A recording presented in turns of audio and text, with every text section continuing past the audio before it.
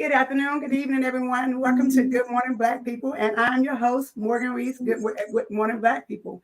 I would like to welcome our amazing guests this afternoon, evening, whatever time you're watching this, to my show. Once we do our intro, we'll jump right on into it. Her name is Dawn Hilton-Williams. She is dubbed as the Vegucator and also the author of Flavor Your Plate. So once we do this intro, we'll go right into it.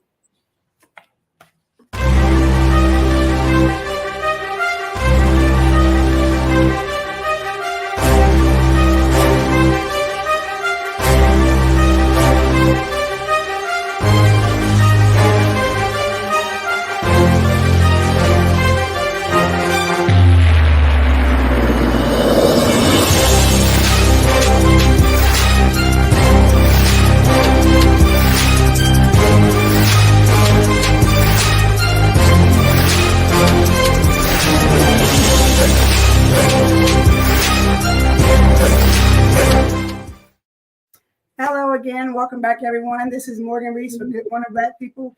And I have the amazing, the intelligent, she's dubbed as the Vegucator, and also the author of her book and the writer, Flavor Your Plate. We have Dawn Hilton-Williams. Welcome again to my show. How are you doing this afternoon or evening? I'm good. This afternoon, morning, or evening. Miss Morgan, I'm great. Thanks for inviting me on. Well, thank you for taking out the time to join my show. We're just going to jump right in. You're talking about saving lives, and we're in a stage and a place in our life right now. We have a lot of people, especially in the Black community, that have so many health issues. Absolutely. And people are wondering, why is this happening? I'm eating this, I'm doing this, I'm thinking I'm exercising, and it got to be something that's missing. So I want you to just go ahead and just share your wisdom and your knowledge with us. Okay, so I want to start, but again, thank you for having your platform. As we grow as a community, it's important to grow our platforms and talk about things that are important to building generational health and wealth. And this is one of those programs where you touch on all those topics. So it's very important that we support that and that we buy into our community thriving together, including health. So on that note, my health journey started with my husband having a health scare. And the health scare, I was just like everybody else. I'm 56 years old. Just like everybody else, I was eating all the things that the hooved animals, non-hooved, it didn't matter. I was eating them, and I was a chef. So I was very good at cooking, and I thought I had a healthy business as far as providing my customers, my corporate and community clients, foods that I thought were grass-fed or organic. Morgan. So in doing so, I thought I was doing a great service until I found out that my husband had elevated cholesterol. He was having heart flutters and things like that. So we found out again, there was a cholesterol spike, and that was because of the dairy I was feeding him, the butter, the cheeses, all these things were very expensive and very grass fed, and they were still very unhealthy. After the second health scare, which came 3 months later, where there was some blood in the stool, in my husband's stool. I literally thought I was going to be a widow and thought he had cancer. So that immediately took me to the nutrition side of health. I went and I joined a group, immediately stopped doing the meat and dairy, immediately stopped that because I'd already seen What the Health and I'd already seen Forks Over Knives. That made me go to a program at Cornell that taught me about whole food, plant-based nutrition. I was already in the food space, so I wiped in 30 days all those offerings off my playlist for my corporate and community clients, and I lost 98% of my clients. So for a year, I had literally like one or two clients, and that gave me plenty of time, as Morgan and I know, making lemonade out of lemons. What I did then was to invest in education. So I got certified as a whole food plant-based nutrition professional. I changed my entire business platform over to whole food plant-based. At that time, they're running a lot of the vegan faux meats and things on the market, so I didn't have to think about whatever that was, or whatever that is. So I just focus on minimally processed whole plants, legumes, nuts, fruits, and grains, and how that affected the body and nutrition. So that's kind of how I got here and how I just stopped. I stopped because I had a why. And the reason, Morgan, most of us aren't well is because we don't have a why that we can grab onto that can keep us on the track of eating healthy. And then we don't really know what it is anymore. We think a salad is healthy. A salad is a cup of water. Where's we don't really remember. We got away from it. So a salad is not healthy? I didn't say it wasn't healthy. I said it's a cup of water. So what I'm saying is, so there are different kinds of salads, right? So you can have a salad that has romaine lettuce, tomatoes, cucumbers. Let's talk about a side salad. That's what most people think. They're going to get a big old bushel of salad. I'm going to eat healthy this week. I'm going to put some chicken on my lettuce and my cucumbers and my carrots, and I'm going to put some onions on there. But the chicken has heme iron in it, and it is full of saturated fat and unsaturated fat. It's full of fat. 70% of a chicken's calories come from fat. So you're eating a very fatty white meat that looks very healthy because it's pale. So, but it's not healthy at all. Then you're drinking a cup of water on the bottom of it. Because how about just take the protein out that thing off and then put on the protein that the chicken ate in the first place, which are plants. So put some beans on there, put some grain, put some quinoa, put some things that have the same amount of protein and fiber, which chickens don't have. There's no fiber. They use it while they're living. You don't get fiber from animals, you get protein. So, but they get their protein and fiber from plants. So just swapping some things. And we, again, our mindset is at eating, of course, we're starving, but at the end of the day, you ate a bowl of water.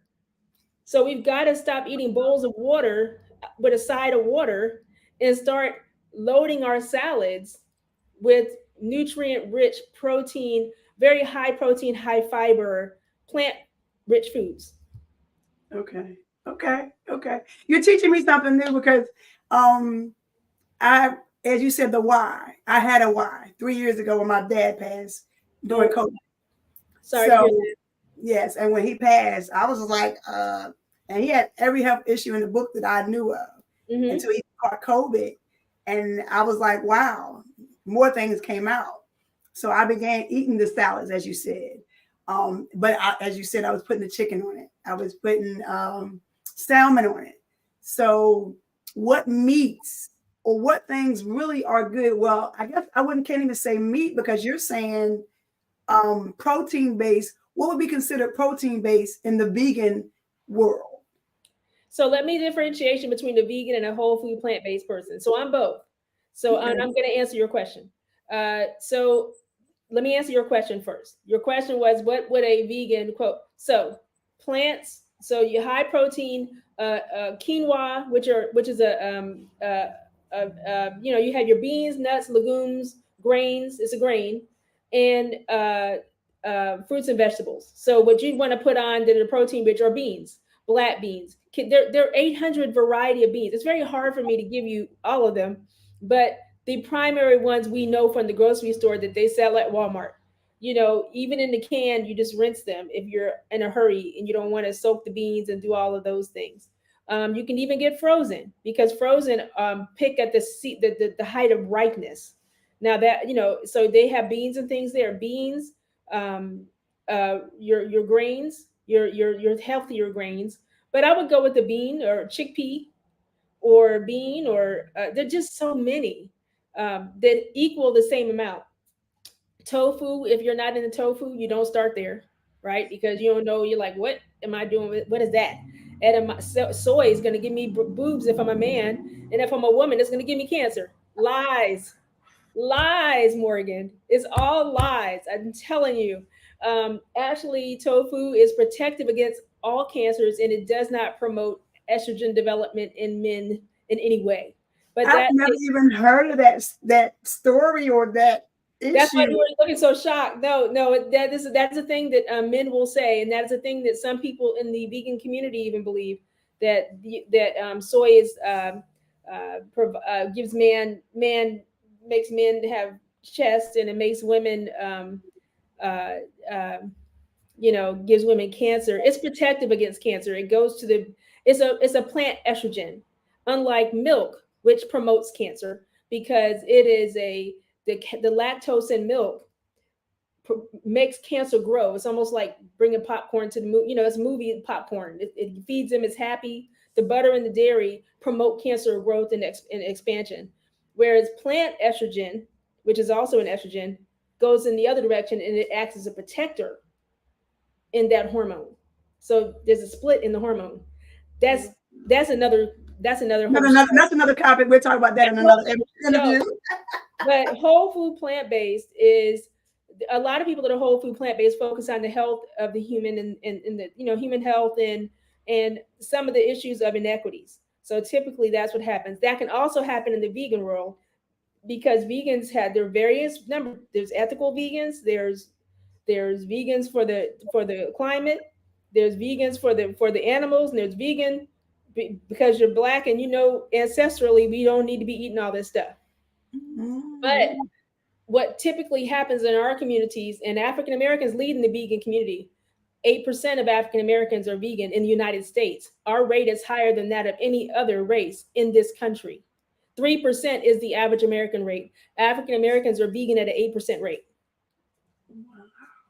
So with that being said, we just need to be more careful on what kind of vegan foods we eat, because now the market has caught up with us and they're saying, oh yeah, we'll eat chicken nuggets, we'll eat processed hot dogs, we'll eat vegan sausage and hamburgers. I think Morgan, you and I discussed that. And when it's highly processed, we discussed that at our friend Sala's. Hey Sala. Hi Sala.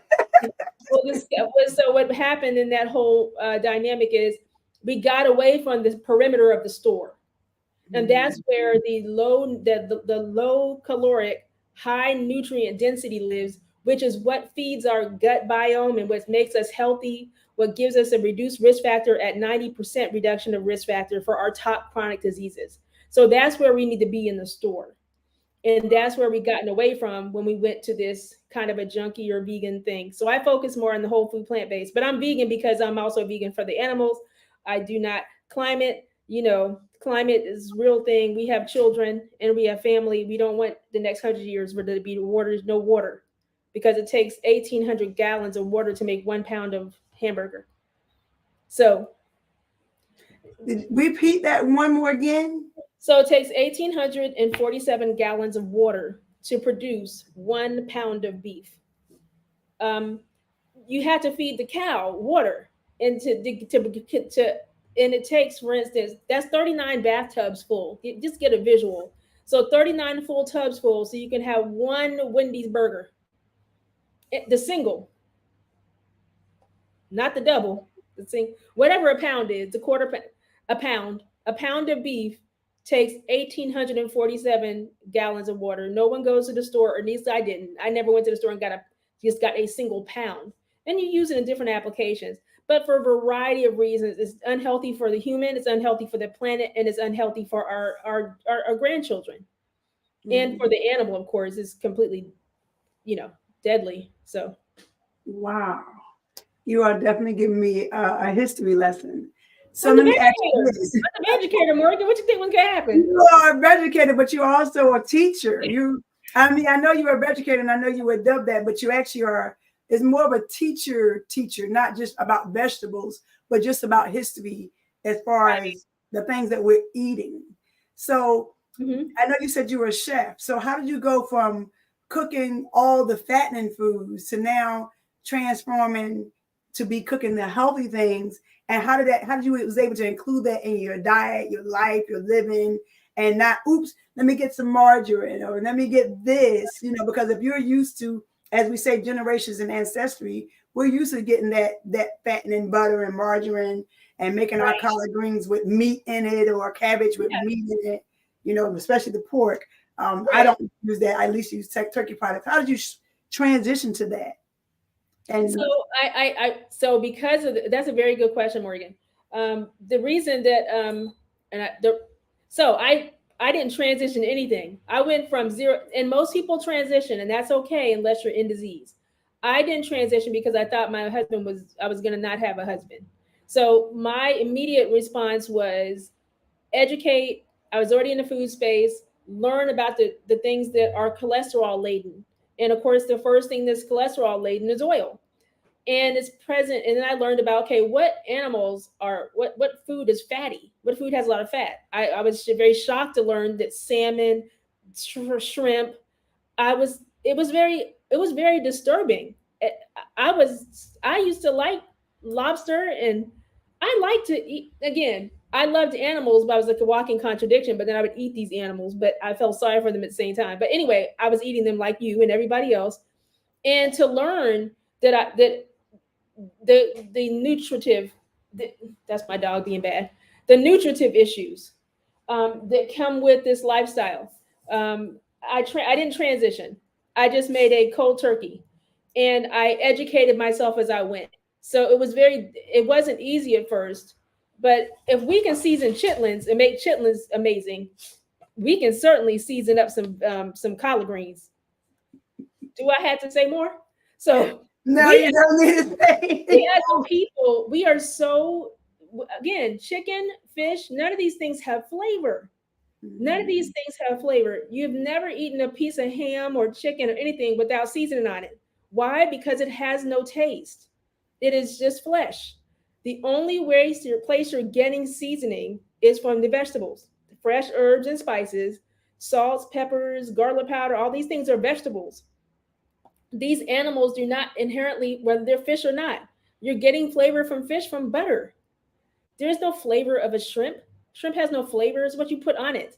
So, but what you're getting when you eat it is chronic disease. You're eating yourself to death. So what you're putting to tap into it is only making you sick. So what I did with, how did I transition? I didn't. I just learned what cholesterol was. I learned what to take out, and I replaced it with technique, and with shifting my mind more ancestrally, because our ancestors, contrary to popular belief, our original ancestors were not on a slave diet.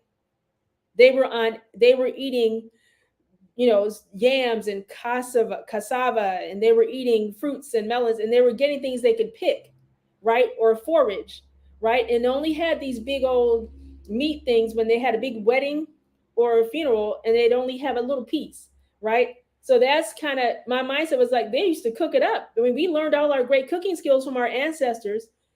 Now, slavery, we were able to do some things, but we should have left the diet on the plantation, and we did not.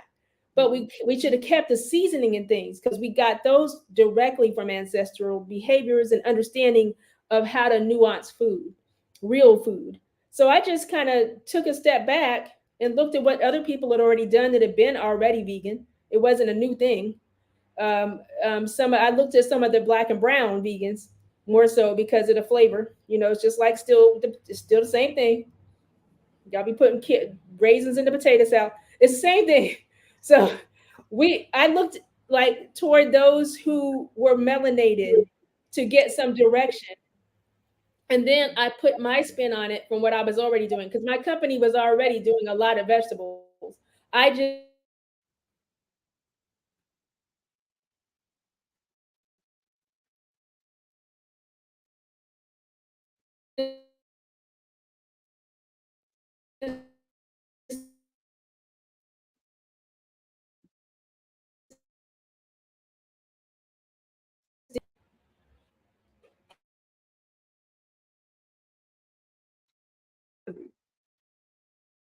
I think you're having a signal issue. If you can hear me, we're having some technical difficulty at this time, people. So just bear with us just a moment.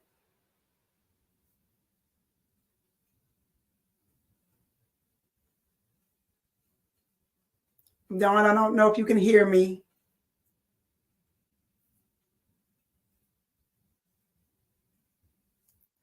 Well, guys, we're having a technical difficulty right now on Dawn's end, but I promise you, she's giving us an earful right now about plant-based eating, about vegan living and lifestyle, helping us live healthier lives and live longer lives. And she's giving us a lot of information. Looks like she's coming back. So just bear with us just a moment. Wow.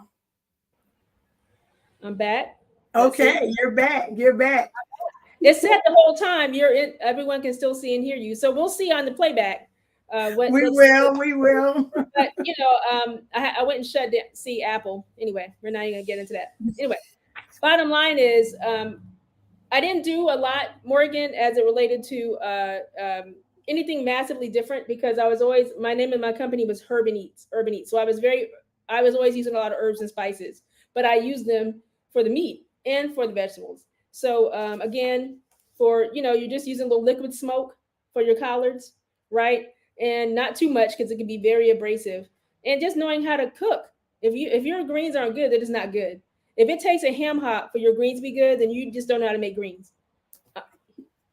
Tell the truth, shame the devil. I tell people that all the time.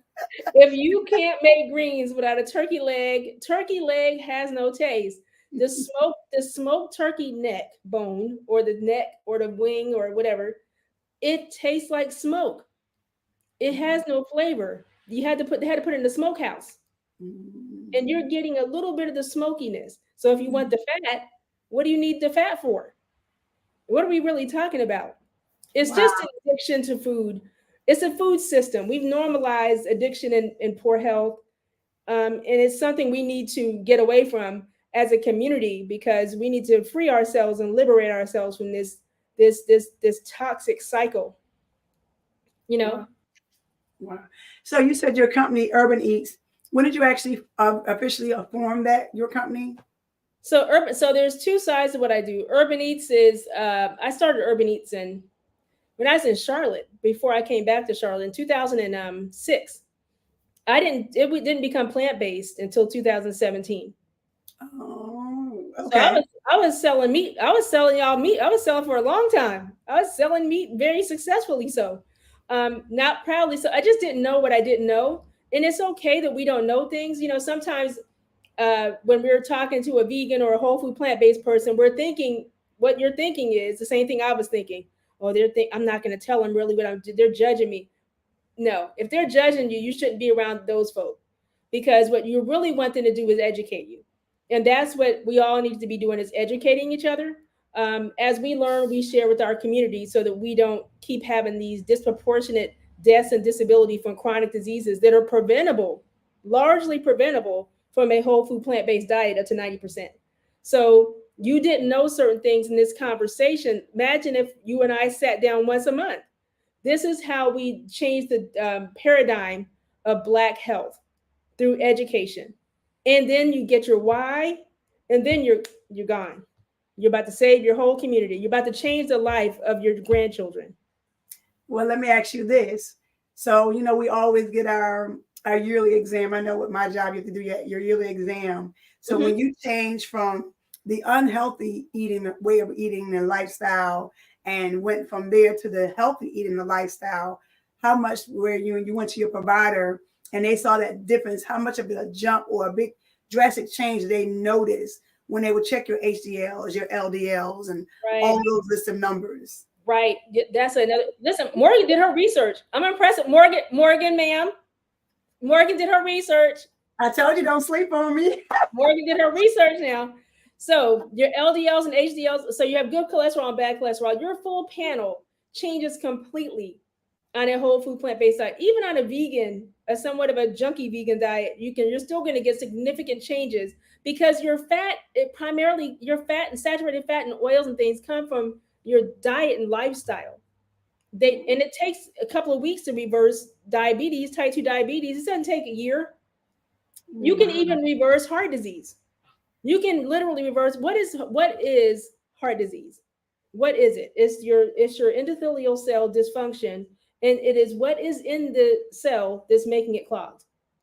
This is a question for you. I'm going to answer the question because there's no need to do guessing game on your time.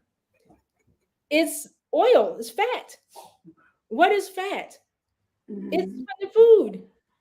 The oil, you don't get born, most people are not, it's not congenital. It is degenerative diseases that we're dying from. It's degenerative diseases that are costing 96 cents of every dollar of Medicare dollar and 83 cents of every Medicaid dollar.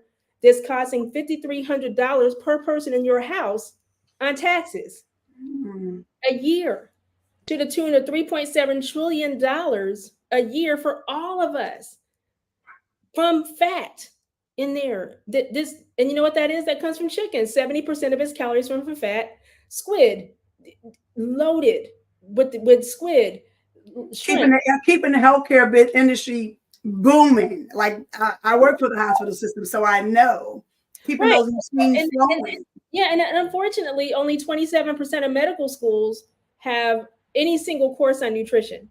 They have one course, 27% of American medical schools. So that means the other 73 medical schools have no courses on nutrition. And then who are you asking about health? You go to your doctor who looks like he needs a doctor or she needs a doctor in most cases, and you're asking them who have no nutrition information, you're asking them what to eat. And they say, oh, cut down on your starchy starches and do a low fat diet. No, what that is, most of them have heart disease. Again, 7 out of 10 Americans have it. So what makes them, they don't not get counted. They don't learn in medical school that. They're great for a broken leg or a broken arm or cracking your chest open once you have a heart attack, but they're not good at preventative or holistic medicine or the things that prevent and arrest and reverse disease. They're good at dealing with the problem and managing it. Okay. So you need to find people and go to places where you can get that source of information. And that's where we're lacking as a community. And that's why you need Vegucators.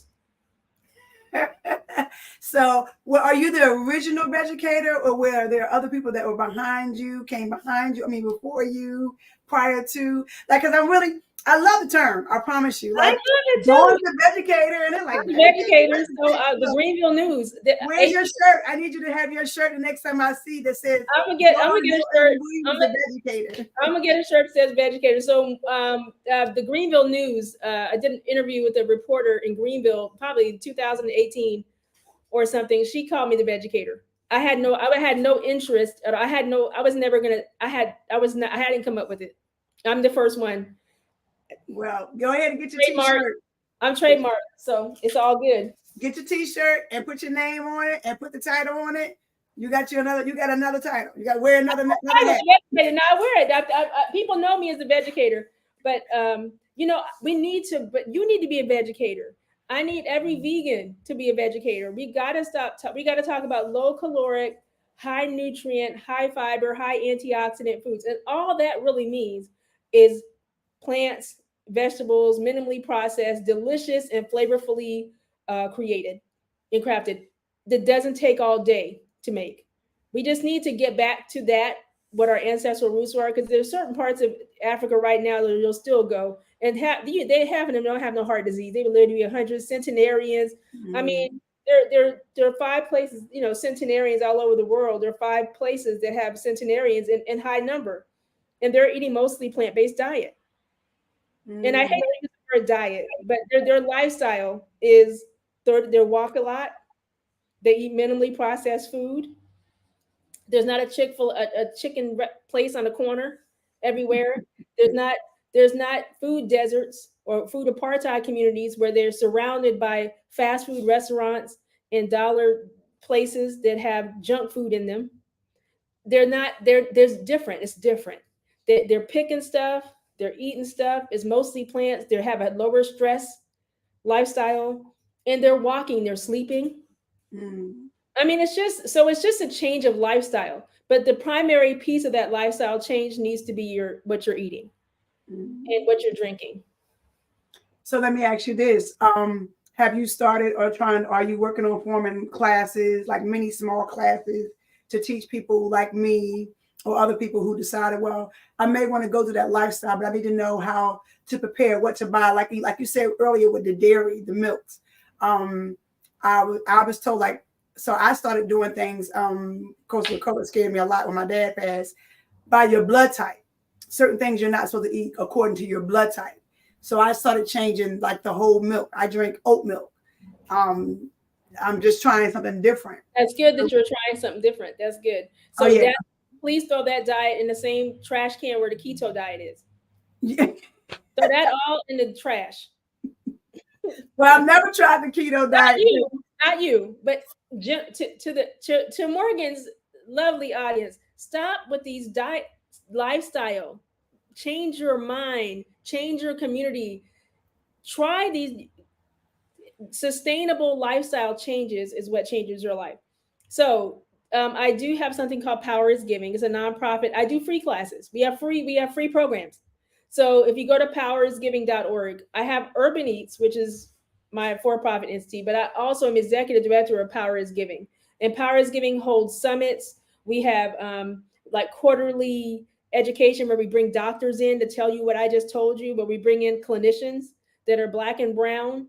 We bring in nutrition experts, and we let you have free tasting of food that is plant-based, that is not a hot dog, sausage, or a fake burger. Now, we might have a Krabby Cake, but that's made of hearts of palm and it's not made of fake meats, right? So we try to make sure that you don't start onto this lifestyle in a manner that was unhealthy like the other one, because you're going to slide right out the wagon and go right back over there. That's what will Well, happen. I'm going to be honest with you. I'm going to be one of those people that's going to take it one step and day at a time. As Yeah. you said, as I told you, I do drink the oat milk now. I've That's tried different. I'm trying different things. I even went to Love. It's off of Tuskegee where Chef Jewel works at. Love in Action. Yeah, Love in Action. I went by there to try, and then of course when I came to your event when we met last year. So I'm working on slowly but surely transitioning. It's not going to happen right away. But I've been working on and implementing it, incorporating different food things. So how do you empower? How do you motivate others who that lifestyle has always been, I'm not going to eat this. I'm going to eat my beans. I'm going to eat my pork and beans. I'm going to eat my hot dogs, my sausages, my chicken. I don't care what you say I'm going to do. How do you empower them or inspire them to say, hey, one step at a time, of course, to motivate them to transition, mainly focus more on the healthy side than the unhealthy side? So great question. So two answers. If you are in disease, if you're currently in disease, I do not recommend a walk, because you might die before then. Let's be honest. Every 4 minutes, someone dies of a stroke. Every 40 seconds, someone has one. Every 3 minutes, someone has a heart attack. 2 million people die a year from chronic diseases. Can you imagine how many plane loads of people, $2 million, 2 million people a year dying, when we're spending $3.7 trillion to combat it, but we're still dying at 3.7 trillion? So but that being said, if you're in disease, which means that you have a chronic condition right now, you need to make an immediate change. If you're not in disease, the transition is recommended, but don't start find your why. That's the first thing. You've got to harness yourself to a why, and come to an ed. How do you do it? Come to some of my free programs. Go look up some of these programs on powerisgiving.org and see these things and things. Go find out when you can go to some of these programs. You can go to Love in Action, but I would recommend you eat something there that is plant-based, this healthier. I don't recommend for anyone to have those kind of burgers and things unless it's the 4th of July and you can't get anything else and you're just trying it. It's not recommended as a part of a daily or weekly regimen in a whole food, plant-based, healthy lifestyle. But again, how do you do it? Look up on Happy Cow or there are different apps that you can find, and you'll be able to find restaurants that have vegan options. In restaurants like Love in Action, Oh My Soul, there's Jinya Ramen Bar, Black owned, Black female owned, right over there downtown Charlotte. They have a couple of vegan options, a couple of vegan ramens. There's Foha. They have vegan options up here. Langban. I mean, there's so many places that are vegan and not vegan that you can go to. There's a great food truck, Vigo food truck. He's got a nice amount of options. They're just a plethora of options. Just don't go junky, because if you start junky, you're going to stay junky. And then you're going to go back to your lifestyle, and then you're going to end up losing your life to a disease, a preventative chronic disease. And we don't want that for our community. We don't, because it seems like the health crisis affected. I noticed that when COVID hit, the health crisis affected the brown and Black community much more than it did the other cultures of communities. Right. And by bringing you on, that really helps give me, of course, a history lesson and my lifestyle of eating, which I've been transitioning. I eat certain things, and then sometimes I'll backslide or whatever, because my body's a little shaped a little weird. So when I was losing my weight, people were like, something is wrong. My husband thought something was wrong. My kids thought something was wrong. And I was like, no, I'm just trying to lose this weight. And they was like, you need to go back. And I remember being at a job, and the lady said, girl, your one leg, your two legs is my one leg. And I was like, wow. And she said it out loud. So I had to find my balance. So do you have any events that are coming up? Let me say something to what you just said, and then I'll tell you about my event on April 18th. Okay, so lose weight. Here's the thing: you can't have a why. Don't try to, if it's just for weight loss. There's so many things that you can do just to lose weight. If you want to change your lifestyle, that's what you need to be thinking about, because lifestyle impacts generations. Diet is temporary, and losing weight may or may not stay, because it's based on an idea that goes away. Because once you lose the weight, now you're like, okay, I'm successful. And then after 2 years, all the weight's back and more, right? Try to come up with a why that's much more substantive than weight loss, because that should not be you should want good metabolic health, good healthy gut biome, all those little terms. You should want to live a healthy, long life so you can walk your grandchildren down the aisle, see your grandbabies and play with them. You should want to be able to have water available for your great-grandchildren, because the water shortage is going to be next at 1,800 gallons a cow for a pound of beef. That's next. So that being said, don't try to come up with a different why. And don't worry about what people say. People typically say things like that because we've normalized obesity. 47% of African Americans are obese, and we're disproportionately affected by chronic disease because of our diet and choices and things. April 18th, I have something called Ed Talks. All my programs are called Ed, Eat, Drink, Disrupt. All of the programs are Ed. So this particular Ed Talks program will be on April 18th. And if you want to know more about it, it's a 90-minute lunch and learn where you get free lunch. I think it's Creole red beans and rice, cornbread, and collard greens this time. Very good. And we'll have one of the top renowned doctors in the country, Michael Greger, will be on the Zoom, and he'll come in while you're eating and talk, and there'll be some moderated questions, and you'll have a 15-minute after that, 30 minutes to ask questions. And then you get to pack up your to-go lunch for dinner for free, and you get to leave. Then you get a vegan cookbook from Flava My Plate. You can't beat anything that's free. And a lot of people even turn down free unless their life is really busy. Right. So if anyone needs to find you or stay in contact with you or follow you on your path and the different programs and events that you have, what are your social media platforms? How do they get in contact with you, and all that great stuff? I'm sure. So Morgan will probably have it in her when she does her wrap on the bottom. But so Herban-Eats, if you want to get some information on the issues with the different kind of vegans and the different kind of platforms and how you get in free on those resources. If you want to come to programming, that's Power is Giving. So that's powerisgiving.org. If you'd like to learn more about the Vegucator, because I'm the executive director of Power is Giving, that's probably where you want to be. Herban-Eats is not free. Vegucator is not free, but Power is Giving is free. So Herban-Eats.com, Herban, Herban-Eats.com, or powerisgiving.org, and it's phonetically done, powerisgiving.org. So either one of those platforms, you'll see all the information you need, and you'll be able to reach me on any of those inquiry pages on both of those pages. So before we end, do you have anything you want to share with the world? Something that's going to impact them, empower them, and motivate them?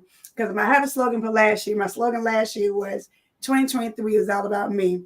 Definitely 2023 was definitely about you, because I met you last year and you were moving and shaking. So my new slogan this year is 2024, more in store. So it looks like more in store will be healthy living, healthy lifestyle, living, as you said, to see your grandkids. And my grandkids love me and I love them, to see that next generation grow up to be healthy and wise and living.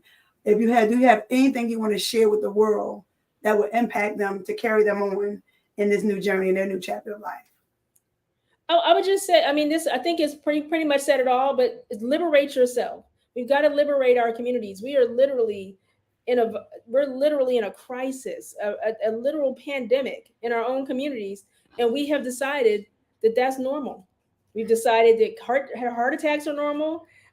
Diabetes is because I have it in my family. We have all these myths. So let's just call it Mythbusters 2024. Let's work together to break these myths and to demystify how to get back to our ancestral health. It's literally evidence based. We just got to get back to the truth, and we've got to liberate ourselves because we are not in anything but bondage right now. Well, guys, Dawn, I really appreciate you for joining my show, guys. She gave us a plethora, a wealth of knowledge for free. I mean, knowledge is power. Sharing is caring. And she provided that to us tonight, in the morning, afternoon, wherever time you are watching this, to save our lives. And it's all about that in this new season, and this new chapter of our lives. It's about saving lives. And it's either you are or either you're not. It's either you are or you're not.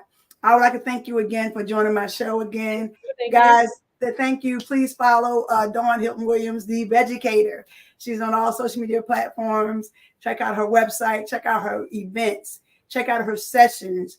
It's all about surviving. It's all about surviving. And again, thank you again for joining my show. You guys have a great rest of your weekend. Please be safe and be blessed.